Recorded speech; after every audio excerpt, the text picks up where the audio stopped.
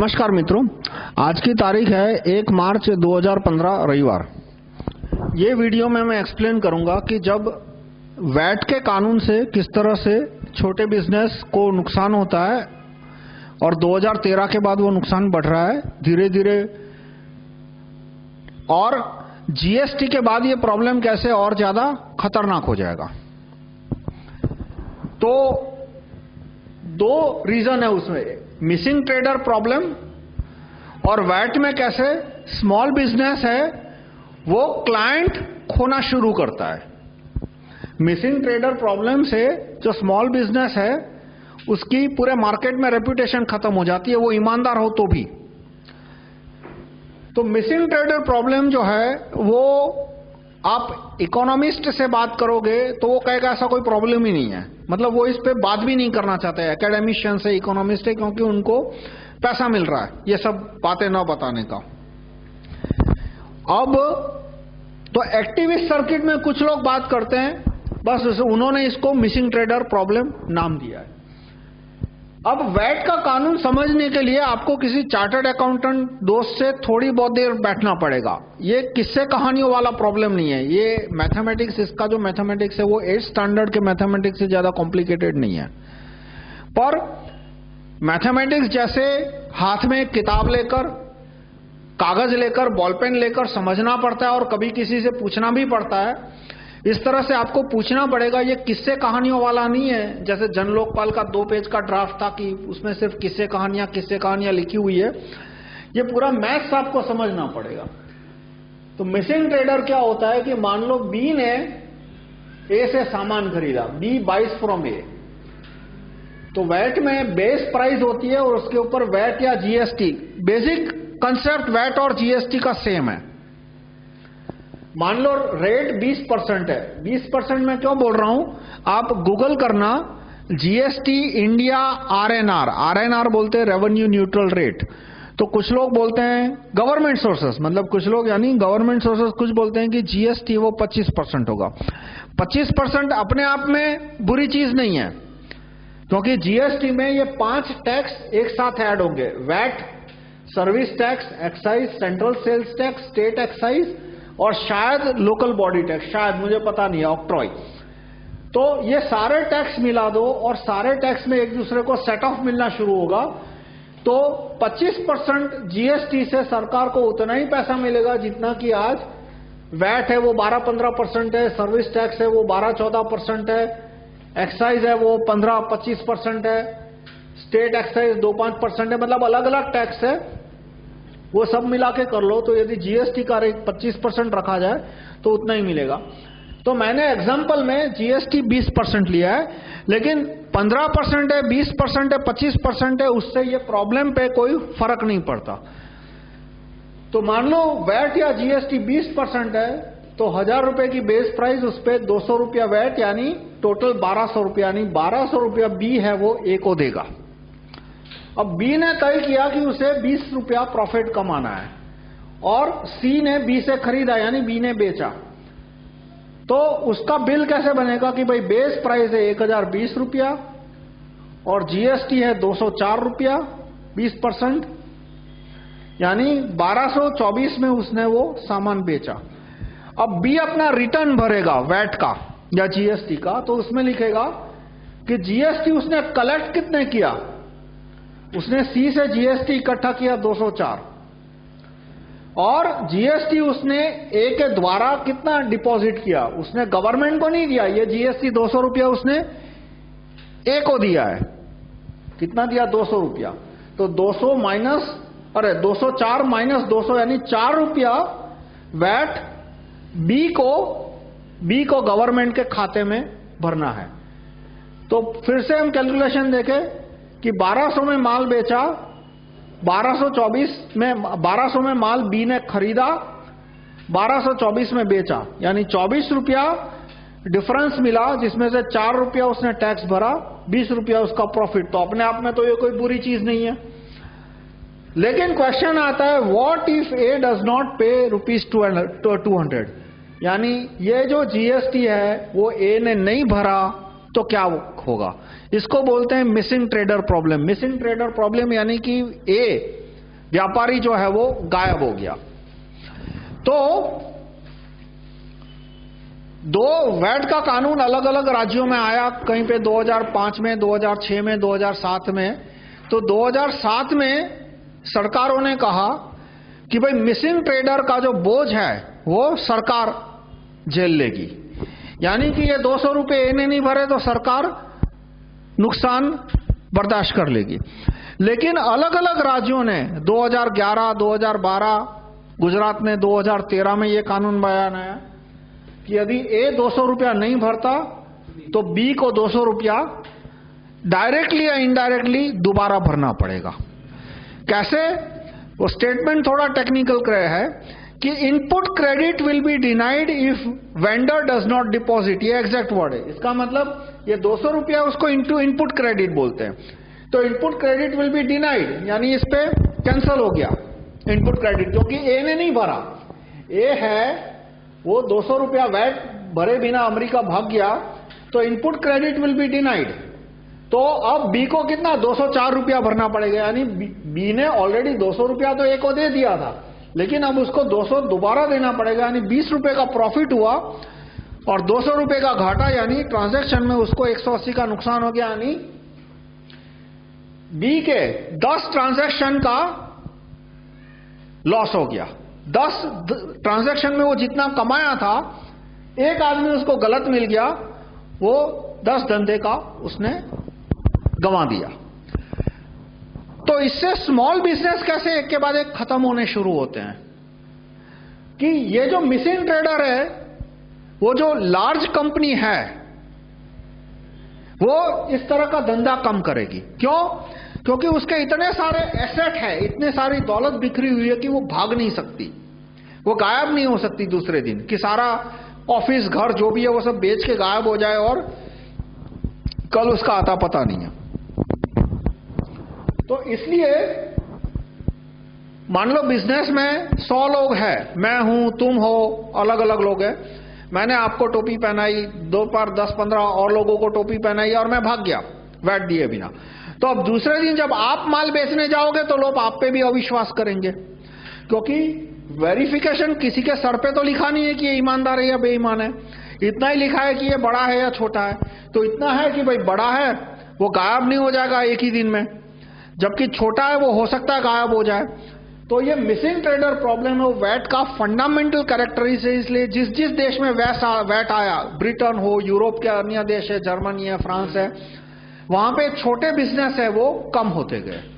अब देखिए ये मिसिंग ट्रेडर प्रॉब्लम है वो एक्साइज में नहीं है। मान लो मैं फैक्ट्री चला रहा हूं तो मुझे 20% एक्साइज भरना है। मैंने 100 रुपए का माल बनाया, आपको बेचा किसी भी प्राइस पे, और बाद में मैंने एक्साइज नहीं भरा, तो सरकार आपके पीछे नहीं आएगी, आपको ये नहीं कहेगी कि राहुल मेहता ने 20 रुपए का एक्साइज नहीं भरा, आप 20 रुपए का भरो। जबकि वैट में यदि सेलर है, ये यहां पे सेलर है, सेलर वैट नहीं भरता तो वो बर्डन बायर पे ट्रांसफर हो जाता है। यदि बायर ट्रेडर है तो, यदि बायर एंड यूजर है तो उसको कोई प्रॉब्लम नहीं होगा। इसमें गवर्नमेंट है वो एंड यूजर के पीछे नहीं जाती, वो वो ट्रेडर के पीछे भागती है। क्यों? क्योंकि ट्रेडर का धंधा कम करके उनको वो सारा धंधा बड़ी कंपनियों में ट्रांसफर करना है। पूरे वैट के पीछे दुनिया का हर एक अर्थशास्त्री वैट को क्यों सपोर्ट करता है? क्योंकि हर एक अर्थशास्त्री को जो बड़े बिजनेसमैन है वो पैसा दे रहे हैं कि वैट को सपोर्ट करो, क्योंकि वैट का कानून आने के बाद सारा धंधा स्मॉल बिजनेस से निकल के बड़े बिजनेस के हाथ में जाना शुरू हो जाएगा। इसलिए एक्साइज का कानून गलत है, मैं एक्साइज को सपोर्ट नहीं करता, मैं वेल्थ टैक्स को सपोर्ट करता हूं। लेकिन एक्साइज में मिसिंग ट्रेडर प्रॉब्लम नहीं है, यानी कि बायर की जिम्मेदारी नहीं बनती यदि सेलर कुछ गड़बड़ी करता है तो, या सेलर टैक्स नहीं भरता है। इसी तरह से वेल्थ टैक्स में, ये मेरा ऑफिस है, मान लो वेल्थ टैक्स का कानून आया तो इस ऑफिस पे मुझे जो भी 10, 20, 50 हजार टैक्स देना पड़ेगा। और मान लो मैं टैक्स नहीं देता तो सरकार मेरे एम्प्लॉई के पीछे नहीं जाएगी, या सरकार जिन जिन लोगों ने मेरे ऑफिस से सामान खरीदा उनके पीछे नहीं जाएगी। जो आया होगा वो मेरे और सरकार के बीच में होगा। मेरे क्लाइंट के ऊपर कोई टैक्स लायबिलिटी नहीं आएगी। जबकि वैट में यदि सेलर वैट नहीं भरता तो उसकी वजह से जो बायर बी है वो प्रॉब्लम में पड़ जाएगा। तो इस तरह से मिसिंग ट्रेडर प्रॉब्लम के वजह से एक छोटा आदमी गड़बड़ी करेगा, 100, 200, 500 लोगों को टोपी पहनाएगा, उसकी वजह से मार्केट में सारे लोग स्मॉल बिजनेस से व्यापार करना कम कर देंगे, धीरे धीरे उसके क्लाइंट खत्म हो जाएंगे। अब दूसरा प्रॉब्लम आता है कि वैट में और जीएसटी में दो प्रकार के ट्रेडर होंगे। एक जो कि 20% जीएसटी भरेंगे, 20% या 16% या 26% जो भी रेट आए। कुछ लोग कहते हैं कि वैट 25% से शुरू होगा, पर वो जो भी है वो उससे क्वेश्चन नहीं होता। और दूसरा होगा स्मॉल ट्रेडर की कैटेगरी है जिसको 0% to 2% आएगा। वो कितनी होगी? 50 लाख जिसका टर्नओवर, 1 करोड़ जिसका टर्नओवर है, वो अलग अलग है। लेकिन मैं ये कहूंगा कि जो 0% वाले हैं वो भी अपने आधे क्लाइंट खो बैठेंगे। कैसे खो बैठेंगे? वैट का आने के बाद, कि जीएसटी के आने के बाद, कि सपोज एक मैन्युफैक्चरर है जिसने 20,000 का सामान बनाया और वो दोनों को एक ही दाम में बेच रहा है। हो सकता है लार्ज को कम दाम में बेचे, पर मैं कहता हूं कि मान लो मैन्युफैक्चरर स्मॉल को भी उसी दाम में बेचता है, तो भी ये स्मॉल है वो टूट जाएगा। तो उसका बिल कैसे बनेगा कि 20,000 का सामान है, 20% वैट है, यानी वो 24,000 में बेचेगा। अब लार्ज रिटेलर ने डिसाइड किया कि वो 1,000 रुपया प्रॉफिट लेगा, स्मॉल रिटेलर ने डिसाइड किया कि वो 0 प्रॉफिट पे चलेगा। वो 0 प्रॉफिट पे चलेगा तो भी उसके क्लाइंट कम हो जाएंगे। और रीजन फिजिकल है, मटीरियल है, इकोनॉमिक है, साइकोलॉजिकल नहीं है। मैं ये डेमोन्स्ट्रेट करना चाहता हूं कि साइकोलॉजिकल रीजन से नुकसान होना वो अलग है, पर फिजिकल, मटीरियल और इकोनॉमिक रीजन है, उससे भी स्मॉल वाला है वो डूब जाएगा। कैसे? कि 24,000 इसका माल की कीमत हुई, इसने 24,000। अब एक बायर है, बायर बड़ा आदमी है। बड़ा आदमी क्या? उसका रेवेन्यू 1 करोड़ का है, यानी उसको 20 लाख वैट भरना है, जीएसटी भरना है। जीएसटी और वैट एक जैसे कानून है। इनफैक्ट ब्रिटेन में वैट ही यूज करते हैं, जीएसटी भरना है।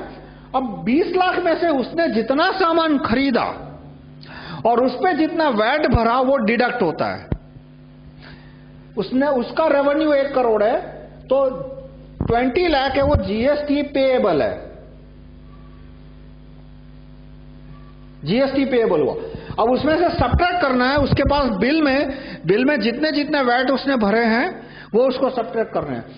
तो अब उसने लार्ज रिटेलर से खरीदा, तो उसने डिसाइड किया कि 1,000 रुपया प्रॉफिट लेना है, इसलिए उसका बेस प्राइस 1,000 रुपया बढ़ गया, उसका वैट हो गया 4,200, यानी 25,200 में बेचा।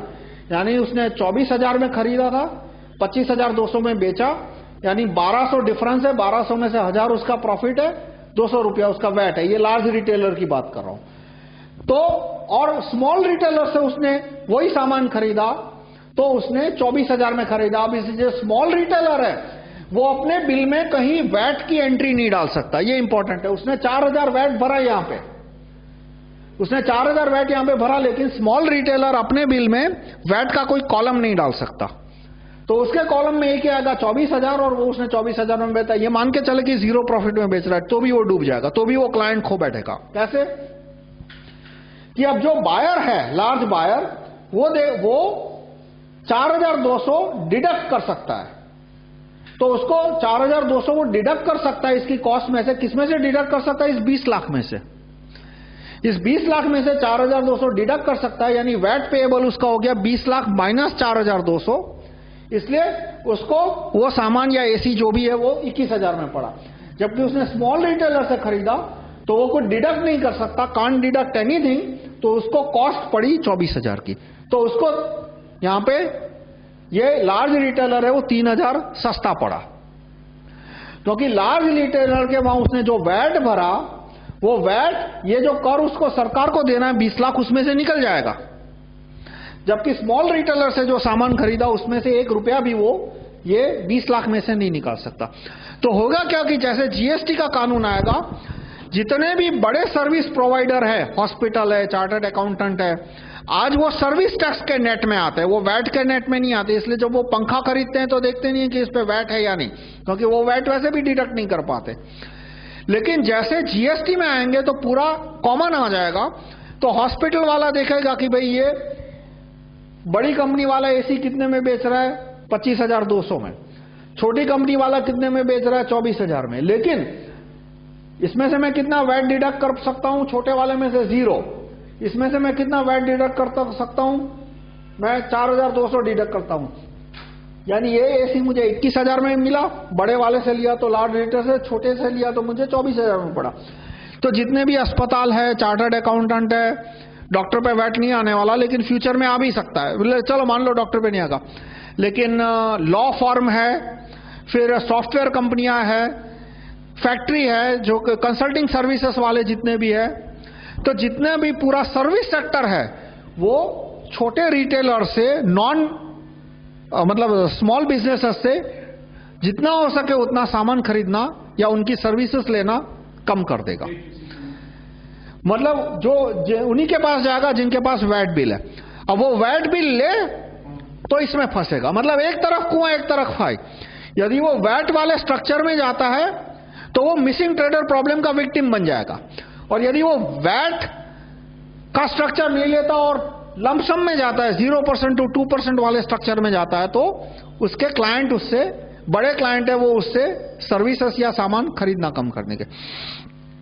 इसलिए वैट का पूरा स्ट्रक्चर ही ऐसा है कि इसमें छोटे बिजनेसेस है वो खत्म होते जाए और बड़े उनका बिजनेस है वो बड़े बिजनेस में ट्रांसफर होता जाए। अब देखिए, यदि कोई ऐसी चीज है जिसमें एफिशिएंसी का इश्यू है और एफिशिएंसी की वजह से बड़ी कंपनी छोटी कंपनी को खत्म करती है, तो मुझे कोई प्रॉब्लम नहीं है। मैं फिर से बोलता हूं, मैं कोई छोटी कंपनी यानी अच्छी कंपनी इसमें मानने वाला नहीं हूं। स्मॉल इज ब्यूटीफुल, ये बकवास बात है।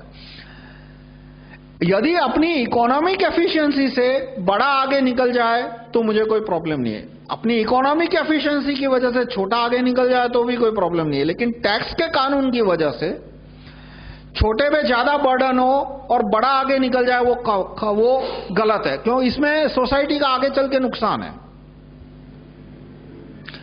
जैसे ब्रांड नेम का कानून है तो वो बड़ी कंपनी को फेवर करता है, क्योंकि जो छोटी कंपनियां होती है उनके पास कोई ब्रांड नेम नहीं होता। छोटा किसी ने कोई मुश्किल से कोई छोटा किराने का एक दो स्टोर है उसके पास, तो उसकी कोई फ्रेंचाइजी नहीं होती। इसी तरह से ब्रांड नेम है, फ्रेंचाइजी का स्ट्रक्चर है, तो वो भी बड़े बिजनेस को फेवर करता है। तो इन सबको मैं सपोर्ट करता हूं। फ्रेंचाइजी से रिलेटेड कानून है वो भी अच्छी है, क्योंकि उसमें कस्टमर का भी फायदा है। जब आप कोई ब्रांड देखते हो तो आपको गारंटी होती है कि भाई मिनिमम आपको इतना मिलेगा। तो जो कानून से सोसाइटी को फायदा है और उससे बिग बिजनेस को फायदा, उसमें कोई गलत चीज नहीं है। लेकिन यहाँ पे ऐसा नहीं है कि लार्ज कंपनी है वो ज्यादा एफिशिएंटली काम कर रही है, लेकिन लार्ज जो टैक्स का कानून है वो कहता है कि लार्ज कंपनी होगी तो ये 4,000 का बेनिफिट कस्टमर तक पास होगा, स्मॉल रिटेलर के थ्रू आएगा तो ये 4,000 का बेनिफिट एंड यूजर को पास नहीं होगा। और टैक्स के कानून की वजह से ये छोटी कंपनियां हैं, छोटे बिजनेसेस है, वो खत्म हो गए। इसी तरह से मिसिंग ट्रेडर का प्रॉब्लम, तो ए ने टैक्स नहीं भरा, इसमें बी की कोई गलती नहीं है, लेकिन फिर भी उसकी वजह से बी को नुकसान भुगतना पड़ेगा। और उसकी वजह से एक छोटा बिजनेसमैन है वो 100, 200, 500 लोगों को चुना लगाएगा, सारे छोटे बिजनेस की वैल्यू मार्केट में कम हो जाएगी। तो इसका सॉल्यूशन क्या है? सॉल्यूशन मैं प्रपोज करता हूं वो है wealth tax. Wealth tax minus income tax, वो मैंने चैप्टर 25 में डिस्क्राइब किया। उसका एक डिटेल आर्टिकल मैं अपने इस पे फेसबुक पे डालूंगा और एक डिटेल वीडियो भी हमने बनाया है वेल्थ टैक्स पे। आप right to recall group channel में देखोगे, यूट्यूब के right to recall group channel में, तो आप वेल्थ टैक्स पे आपको 2-3 वीडियो मिलेंगे, उसमें मैंने डिस्क्राइब किया है। तो मैं आपसे रिक्वेस्ट करूंगा कि आप एमपी को एसएमएस से ऑर्डर भेजो कि जीएसटी का कानून कैंसिल होना चाहिए और उसके बजाय वेल्थ टैक्स का कानून आ जाए। और जो भी वेल्थ टैक्स का ड्राफ्ट आपको ठीक लगता है उसका यूआरएल आप अपने एसएमएस में डालो। मैं अपना पूरा ड्राफ्ट बना के फेसबुक के ऊपर कुछ 1-आध महीने में, यानी बिफोर एंड ऑफ, यूं समझो कि ये मार्च 31 से पहले डाल दूंगा। मेरा फेसबुक प्रोफाइल है मेहता राहुल सी, उसमें भी आप देख सकते हैं। धन्यवाद।